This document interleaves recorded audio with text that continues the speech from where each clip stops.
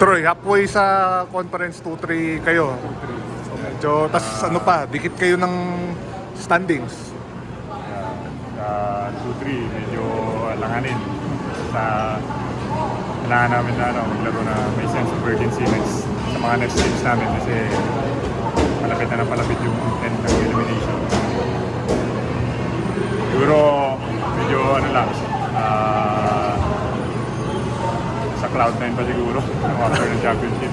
Yung mga pag-execute, ma-execute yung mga ginagawa namin nung championship, hindi namin ma-execute yung conference. So, sabi nga ng mga coaches namin, we need to buy in paano kami dinala ng triangle sa championship.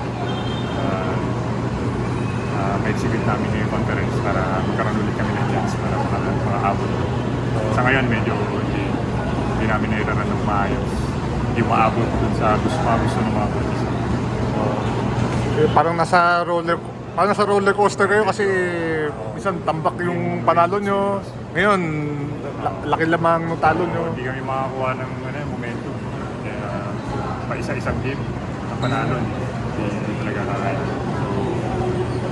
Well, after this game, siguro may mga plan naman yung mga coaches paano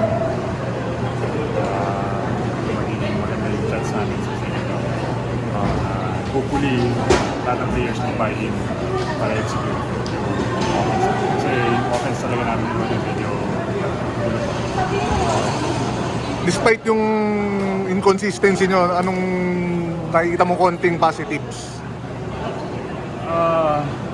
well, sa ngayon, nahihirap makikita ng positive kasi more on kami, halos lahat ng aspects ng namin.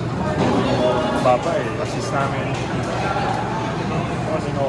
Rebounding namin, medyo hindi rin maganda. Points in the paint, hindi rin maganda. Turnovers, marami. Well,